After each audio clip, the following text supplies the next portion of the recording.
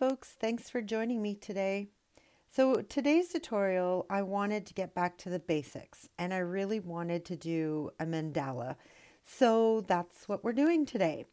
So I'm using a mold from the Happy Dotting Company and it's mold number 2.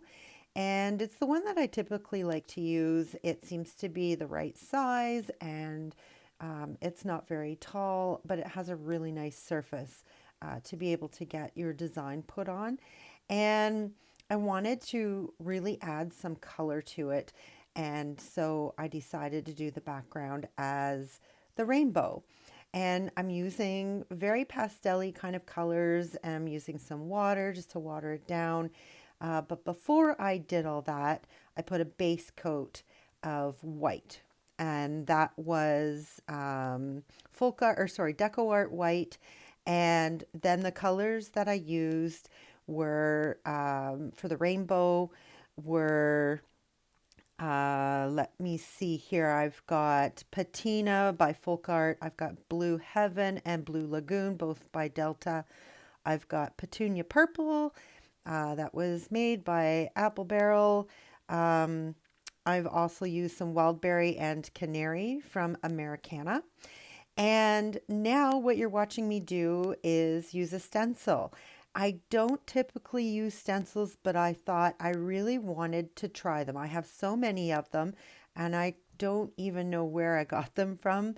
I wish I could tell you. I'm sure that if you looked on Amazon, you'd be able to find something. But I have a lot of these little templates, and so I really wanted to use them. So that's what I'm using right now, and I'm just sketching on with my charcoal general pencil. It's the darker color, not the white, so it's the charcoal color. And I'm just sketching on the entire design. Now, once I start painting, then I can really start changing it up to whatever I want it to be. The stencil is basically just there to give you a guide. And I haven't done something like this in a long time. And this is how I started doing my mandala paintings, was with doing stencils and then just expanding on that. Um, so I really wanted to bring myself back to the basics and teach you guys maybe some of the tips and tricks that I learned along the way as I was progressing in my ability of doing mandalas. And I don't typically use stencils that much anymore, but the amazing designs that you get with the stencils is just amazing. And I really wanted to show you guys that. So now what I'm doing is I'm painting the stencil that I've sketched on with Americana Lamp Ebony Black. So I find that this black is a lot thicker and it doesn't fade as much as my normal black that I use, which is the DecoArt black. It still shows up really good when you resin it, but I just find that this ebony black by Americana is that much more deep black, midnight black. Like it's the black, if you will. Um, so what I did was I'm using one of my eyeliner paint brushes that I purchased from Amazon a long, long time ago. There is a link in the description below if you're interested in getting your own. They come in a pack of 100, and I mean, I bought them at least a year ago, and it doesn't even look like my stock has diminished at all. But I find they work for doing this kind of work, and then I'm not using my homemade uh, fine lining brush. These ones came, like I said, in a large pack, so I do use them every once in a while. The only thing I don't like about them is they have a very short handle, so sometimes can be a little hard to hold on to. Other than that, they work great for this application. So I'm just basically using it like a marker and going around, and I am outlining and filling in everything that I sketched on with the stencil. Now, when I'm doing this, it kind of looks just like the stencil. And once I got it all done, filled in with the black, I thought, okay, now it's time to change this because it just didn't look quite the way that I wanted it to. And that's the really cool thing about, well, first of all, the acrylic paints. If you don't like it, let it dry, paint over it. I've always said that. Secondly, once you have the original part of the stencil painted on, there's so much space in between each part of the design pieces that you can fill it in, you can add color, you can whatever you want. The sky's the limit, and you can make it however you want, and eventually it will end up looking absolutely nothing like the stencil that you started with. That's the beauty of it, is that the stencil is just a guideline. It's just to get you started. And sometimes I find if I'm having a moment where I'm having a bit of a block and I don't know what to paint, I grab one of my stencils, put it on a rock, and then I go. And it just rejuvenates my creative, we'll call them juices just for the lack of a better word. But it just makes everything start to flow again, and the ideas start running into my head so quickly I can't get them on paper fast enough. Um, but it's what I do to sort of get myself back into that groove. So I really wanted to share that with you guys to let you know that sometimes it does happen. It's okay. Sometimes you don't even feel like you want to paint, and that's okay too. You don't have to paint every day, or whatever you do. This is supposed to be fun and a hobby, something to maybe blank your mind out from all the everyday stresses and just really help you zone into that and be able to um, reconnect with your creativity, both inside and out. So sometimes going back to the basics is the best thing to do. So as you're watching me here outlining everything, you're now starting to see this design starting to come to life. So you can really see like the swooshes inside of the heart, so it doesn't quite look like the heart anymore. And I've done that to sort of give it that little. I really wanted that elegance to it, or that royalty feel to it, and that's why I kept that. You could have, or I could have, really easily filled it in so it was just a heart. Again, that's the bonus of it just being a stencil. You can make it whatever you want once it's onto your rock. So I continue with doing this, and I go all the way around and just fill in everything with black. And like I said before, the black that I'm using, which is the lamp ebony black by Americana, I like it because, and I know I've said it before, but I like it because it's much thicker, and when it dries black, like it's black black. I don't use it very often because I like the other black because of its.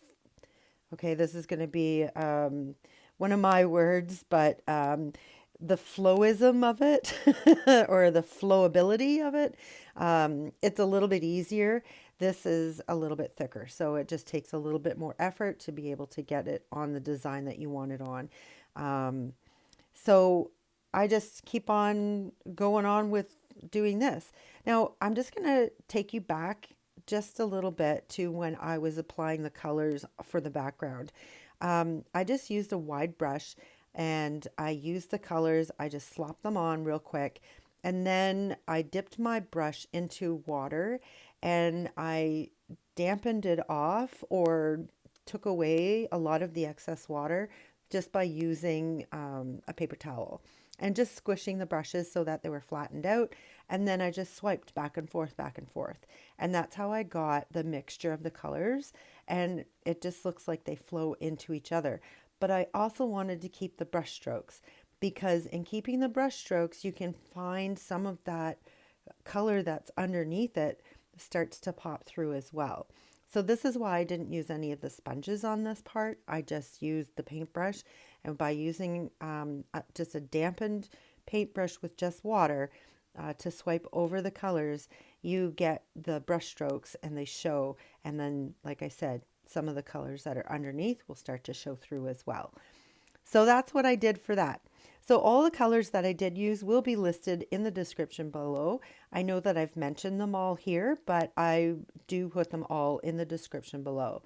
I also have links to a lot of places that you may want to check out after you watch the video. For example, there's my Etsy shop. There is my Facebook page.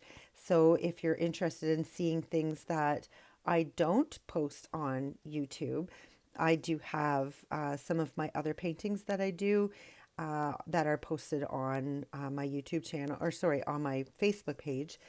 And I also encourage you to go there because I'd love to see your paintings, um, your renditions of, it could be something that you've seen on my YouTube channel, maybe something you've seen on Pinterest, maybe it's something that you just came up with and you created. I would love to see those pieces that you have worked so hard on and brought your creativity out on. And the best way to share that with me is to go to my Facebook page and you can post it there. Um, and I'd love to see it. It's the biggest compliment I can get as an artist to have somebody um, use what I've taught or what I have shown you how to do and apply it to your skills and to your interpretation. And it's just amazing to see. Um, I used to teach this live before the world shut down because of COVID. And I was always interested at the end of the lesson. I would get everybody to stand up at the front of the classroom and I would take a picture of everybody holding their artwork. And even though I taught everybody the same way, everybody had a different design. And it was so cool to see the variations. And that's why I loved it so much. Unfortunately, I haven't been able to get back into it, and I really do want to, but this is my outlet now. So I would love to see those pictures of yours that you've done and see how things vary, how things are different and how it's interpreted. Again, biggest compliment for me is to see those. And you can leave me a comment below if you want and let me know what you think of this. If you like this kind of a tutorial, I can do more of these. I can show you more dotting tutorials. Let me know. It's one of my favorite things to do. I've always loved to do the mandalas, but just let me know. Leave me a comment below. If leaving comments isn't your thing, that's okay. Let me know that you like the video by giving me a thumbs up. And if you really like this, please check out my other tutorials. And if you really like them, please subscribe. I post every Friday, at least I try to, and I bring you new content all the time. So ring the notification bell as well, and that'll give you notification when I do post something new. Another link that you should check out that's in the description below is the Dotting Center. These are the tools that I purchased from that shop, and they're my go-tos. I love them. They're amazing. I get perfect circles every time, and I love the different sizes. They're easily labeled. They're just amazing. So I use those for doing these big black dots in between the wishbones. And now what I'm doing is I'm walking the dots around that big black dot. So walking the dots is you put in a center dot and without reloading, you walk your dots up. And as you do that, the size gets smaller and smaller because there's less paint on your tool to come off. And that's how you get the different sizes from beginning to end. So it goes from biggest to smallest. And I do that in a lot of my tutorials and a lot of my dotting mandalas. It's one of my favorite techniques to do, is to do the dots, walking the dots. So I also covered up the little black triangles that I had painted on because everything else was rounded and the triangles were just too sharp. So I just took one of my dotting tools and I put a black dot over top of them. Then at the top of the hearts, I put these little white dots. And the white that I'm using is by Americana, and it's called Snow Titanium White. I like using this white, especially in my dotting, because it's thick, and when it dries white. Where some of the other brands that I have used in the past, what they do is they're a little bit more watery, I guess. So when they dry, sometimes they don't dry pure white, and you would end up with getting some of the color from underneath come through. It's almost like they're semi-transparent sometimes. So that's why I do this, especially when I'm doing the top dots. And the white works really well with this. Now what I'm doing is I'm walking the dots on those hearts. So I'm putting a center dot at the bottom point of the heart, and then I'm walking the dots up and around to the white dots at the tip. So here's a close-up for you to see so that you can see how as I dot, that white is getting smaller and smaller, like the white dots are getting smaller and smaller, but they're staying in line so that it is a nice little um, gradation, I guess, of it going from big to small. And I do that all the way around on those hearts.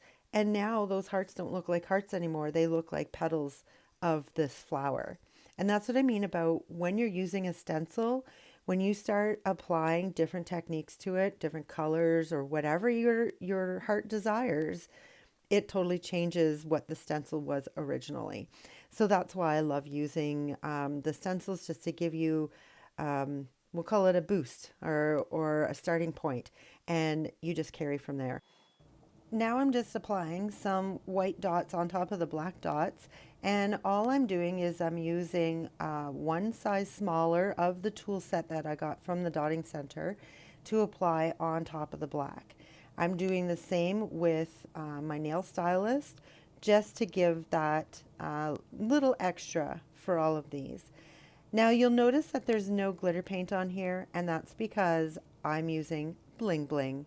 I haven't used bling bling in so long, I thought it's time to bring the gems back out. So I used some triple thick from DecoArt as a glue, and I put on the little gems that I have.